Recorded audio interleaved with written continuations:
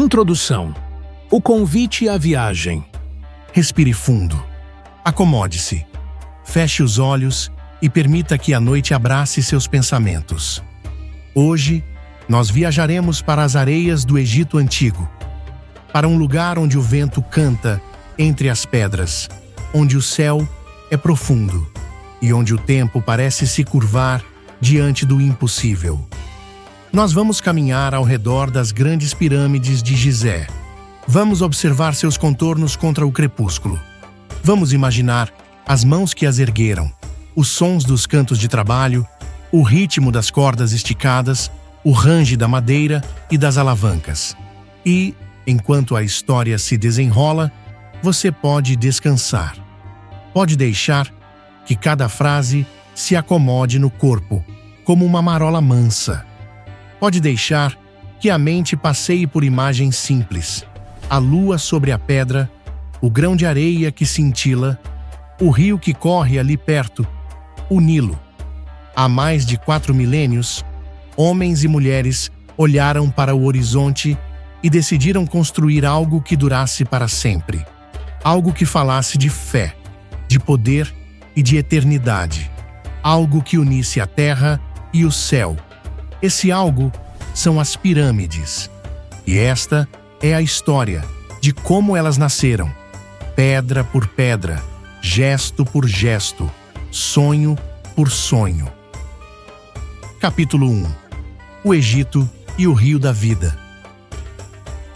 Antes de qualquer bloco ser cortado, antes de qualquer rampa ser traçada, existia o Nilo. Um rio que se repete, um rio que transborda, um rio que deixa, sobre a margem, um manto escuro de fertilidade. Quando as águas baixam, as sementes encontram casa. Quando as águas voltam, o ciclo recomeça, paciente, previsível, quase sagrado. Foi ali que o Egito cresceu. Aldeias de barro, palha e madeira bordavam o curso do rio. Crianças corriam nas margens. Barcos de junco cruzavam de um lado a outro. Homens colhiam trigo, cevada, linho. Mulheres moíam grãos, assavam pães redondos, cuidavam de jarros com água fresca. Sacerdotes observavam o céu, marcavam o tempo, interpretavam sinais. Nascia uma civilização em harmonia com as marés do próprio rio. No topo dessa estrutura social estava o faraó, não apenas um governante, mas um eixo que alinhava o mundo dos homens ao mundo dos deuses. Sua figura era a garantia de equilíbrio. Sua morte, uma passagem, não um fim. E, por causa dessa crença, o lugar do corpo do faraó, após a morte, precisava ser mais do que um abrigo. Precisava ser um portal. Um caminho entre esta margem e uma outra, invisível e eterna. Capítulo 2. Antes das pirâmides, mastabas e o primeiro salto. No começo, os túmulos eram mastabas, retângulos baixos de tijolos secos ao sol. Ali, o corpo repousava junto de objetos preciosos e cotidianos, amuletos, alimentos, jarros, ferramentas, tudo o que o morto poderia precisar na jornada. Mas a imaginação humana busca altura, busca forma, busca símbolo. Em Saqqara, por volta de 2600 a.C., algo novo aconteceu. O rei Djoser encomendou um túmulo e o recebeu em degraus. 6 degraus de pedra, escalonados, rumo ao céu. O arquiteto foi Imhotep, sacerdote, curador, designer de milagres. Ele empilhou mastabas, aumentou seu alcance, fixou o olhar de todos para cima. A pirâmide de Djoser nasceu assim, como uma escada de pedra. Não era ainda a pirâmide lisa que conhecemos, mas já era uma afirmação, uma ideia clara. A casa do faraó na eternidade deve tocar o firmamento. Capítulo 3. Snefru o artesão de montanhas. A construção de pirâmides não nasce pronta. Ela aprende de si mesma. Ela testa, falha, corrige, avança. Esse aprendizado tem um nome: Snefru, pai de Quéops. Snefru foi um artesão de montanhas de pedra. Sob seu reinado, ergueram-se obras que ensaiaram a forma final. Em Meidum, a pirâmide acabou ruindo em parte, talvez por mudanças de projeto, talvez por pressa, talvez por ousadia. Em Dashur, ergueu-se a pirâmide inclinada. O ângulo muda no meio da subida e a forma fica estranha, mas bela, como se a pedra respirasse.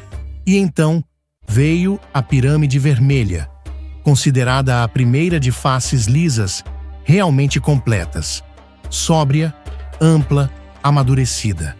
Snefru deixou legado técnico e simbólico. Ao testar ângulos, pesos, rampas, revestimentos, ele preparou o caminho para algo ainda maior. O Egito aprendeu com cada bloco. O Egito entendeu o que o peso da pedra pede.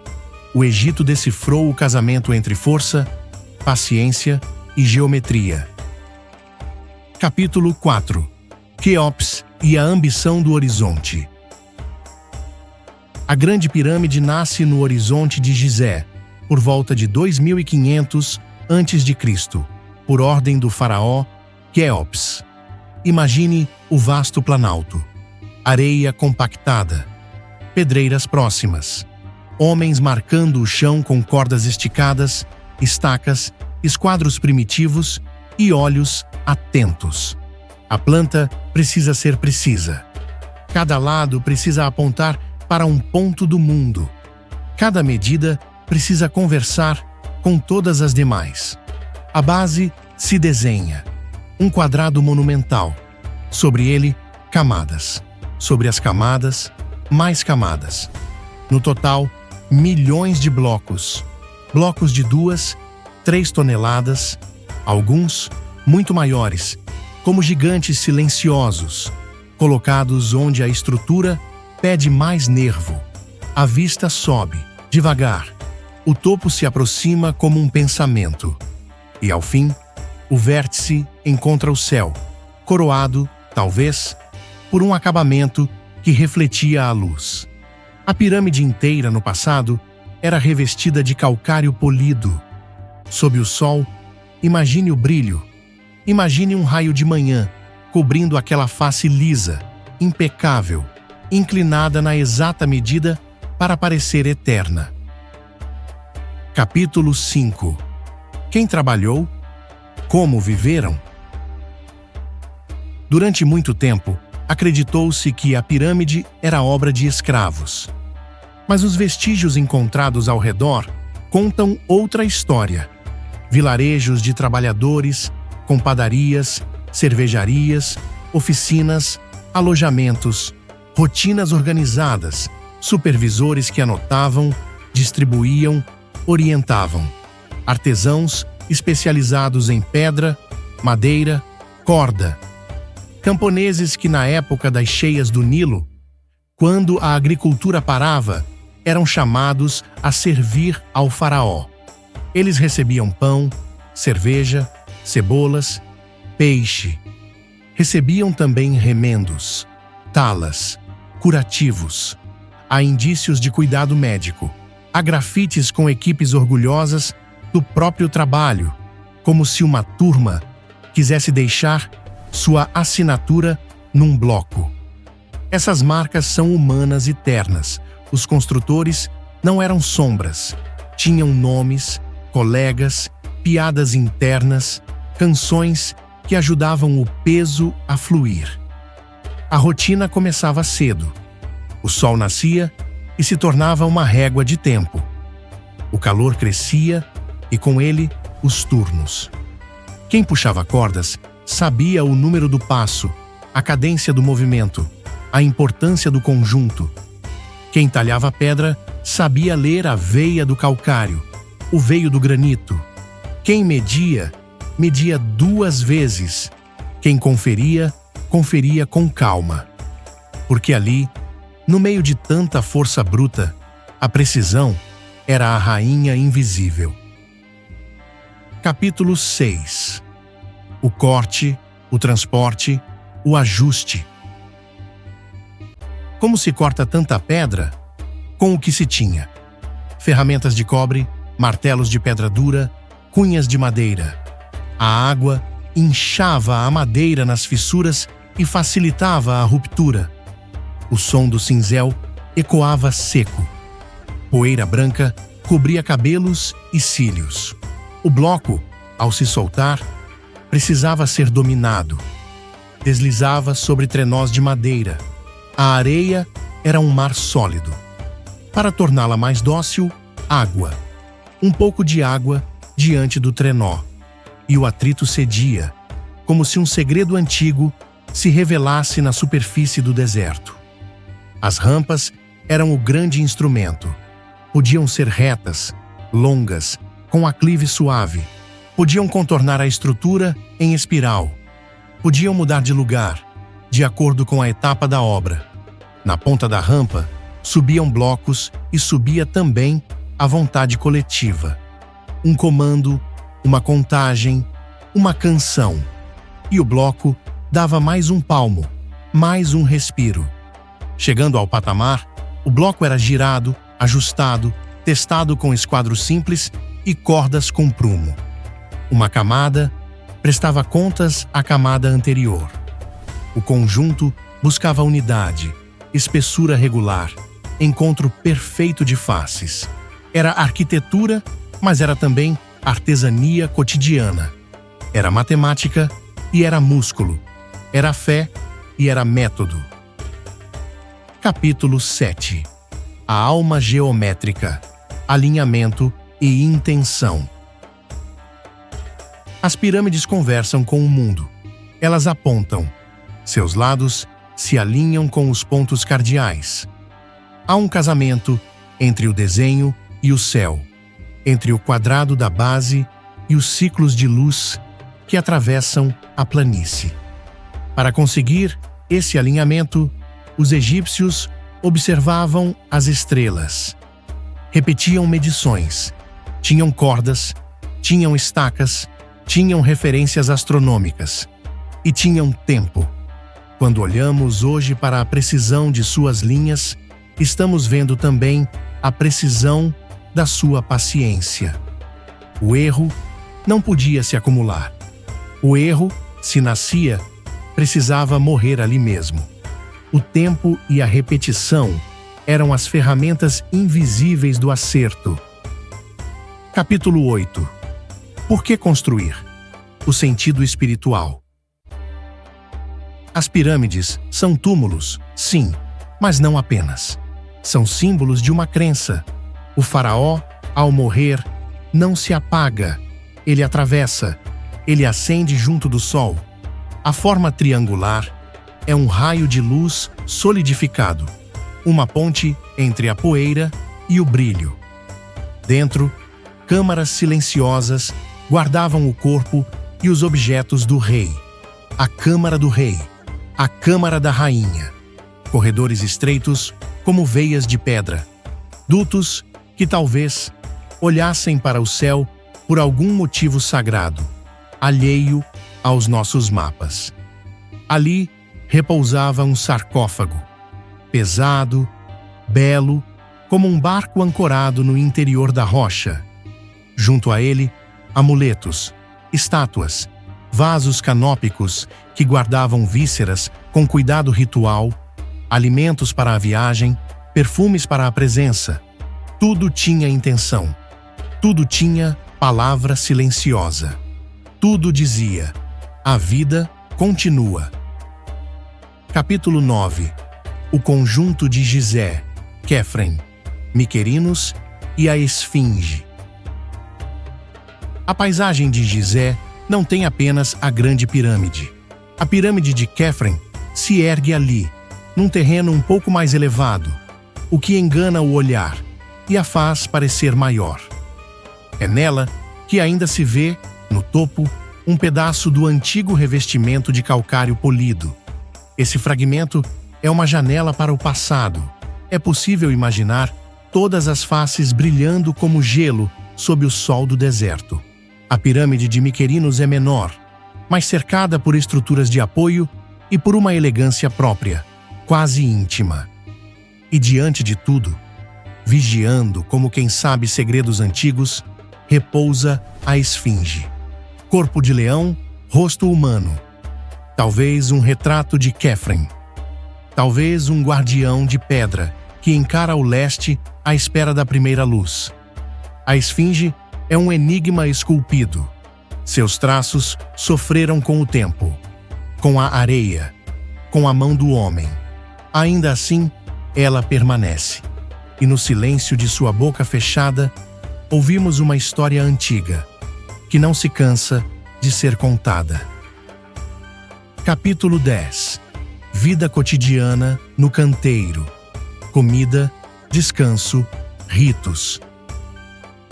A grandiosidade da obra convive com pequenos gestos.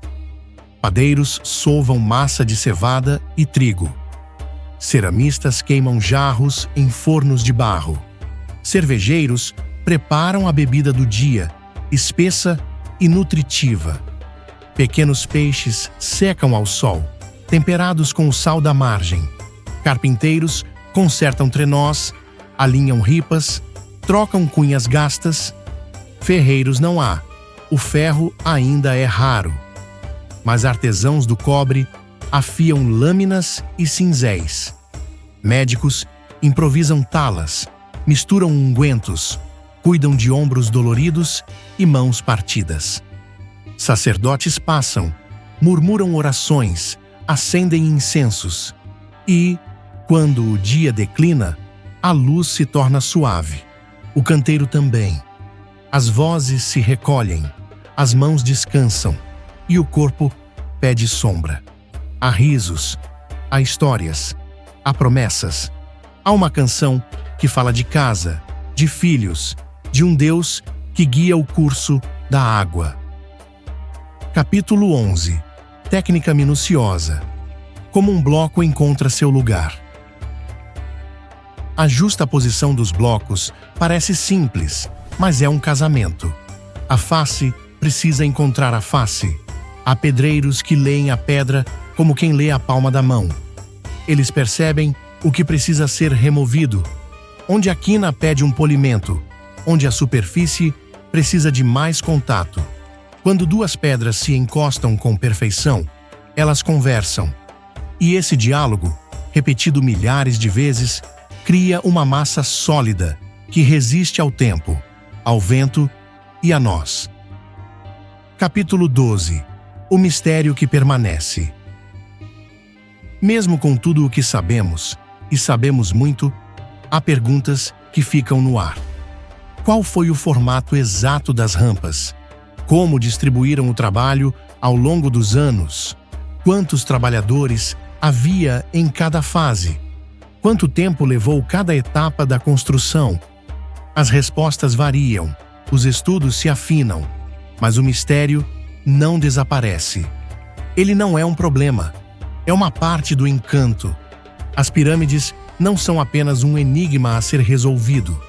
São um espelho de tudo o que podemos quando nos organizamos, quando acreditamos, quando persistimos. Capítulo 13. Depois da construção. Saque, desgaste, permanência. Os milênios passaram. Houve épocas de saque, de retirada de pedras de revestimento para outras obras. Houve terremotos, houve guerras, houve abandono. Ainda assim, as pirâmides ficaram. Perderam o brilho espelhado. Ganharam a aspereza do núcleo exposto. Mas se mantiveram inteiras o suficiente para seguirem símbolo, para seguirem ícone, para seguirem espanto. Viajantes antigos escreveram sobre elas. Poetas, cientistas, arqueólogos as estudaram, mediram, desenharam. Cada século devolveu um olhar. E cada olhar confirmou. Há Ali, uma presença que não cansa. Capítulo 14. O legado que nos alcança. Quando pensamos em engenharia, pensamos em cálculo, em resistência, em materiais. Quando pensamos em arte, pensamos em forma, em proporção, em beleza. Quando pensamos em fé, pensamos em rito, em símbolo, em transcendência. As pirâmides unem esses mundos. Elas são cálculo, forma e rito. Elas são resistência, proporção e símbolo. Elas são matéria e sentido.